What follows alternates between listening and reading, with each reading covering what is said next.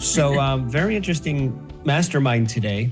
And there's been a series of kind of lucky events, I would call them, which you'll see happen to people once in a while. My mentor, Chick Corea, taught me something about luck. And he said that if you really do the right things in life and treat people right, and you are trying to improve yourself, you'll actually become a magnet for luck. So, you hear this thing where opportunity meets preparation, which is, I think that's true. He gave me a new angle on it, and I kind of looked at it for a while.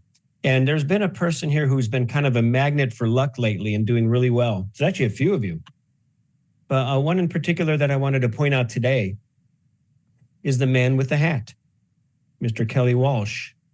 And what he did was he brought to my attention a track that he had started some years ago from an earlier brief we had during the pandemic. And it was actually for ESPN, but then ESPN kind of shut down during the pandemic and their crews went off, like so many other businesses. And they stopped this brief in the middle of it because of the pandemic. And it was asking for a dirty rock song. That's how they described it, looking for dirty rock. So that's how this track started. And recently Kelly brought it to my attention because I've been working with him one-on-one, producing some of his music. And it was a track that he wrote called It's Your Time to Shine. And I heard it again after, I think, 2 years or whatever it was. I don't know. How long has it been since the pandemic? This was in 3 years. The original brief was in summer 2020. Wow, 4 years ago. That's crazy. So he brought it back to my attention. I went, oh yeah, I remember that track. And I go, that's really good. And the more I listened to it, I said, all right, I would like to license it from you to have, the company team, license that track from you as the theme song for the mastermind. And it's called It's Your Time to Shine. He called it Your Time to Shine. And I said, hey, Kelly, we made a deal, did some negotiations. And I said, if we license it from you, can we call it It's Your Time to Shine so I could market that for the mastermind? And he said, let's do it. Yeah. And then you said something like, Windex, it's your time to shine. Yeah, I keep picturing it in a Windex. Well, not just that. I think this thing is going to get licensed in lots of stuff because, like Peter had a track that recently, out of more than 1,000 submissions, it made it into the top 3 shortlist for a Petco commercial for $35,000.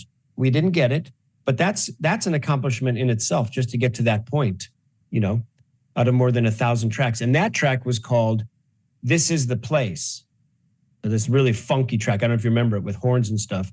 But, if you're going to venture into the art of licensing, see, to me, it's an art. Like some people go, I'm going to do my art, which is my album.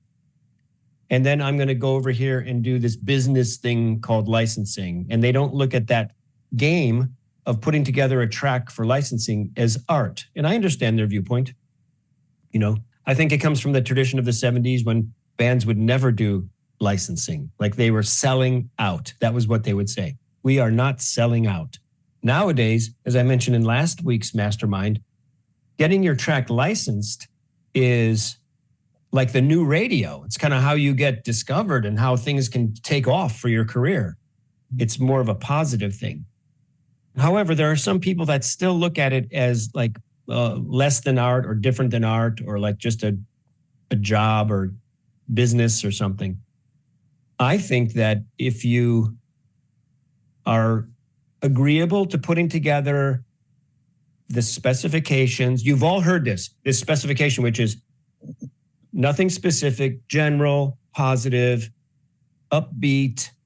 You hear this from a lot of music supervisors and ad agencies because they don't want to have some weird, esoteric, slow, sad song for their Windex commercial. It just doesn't work, right?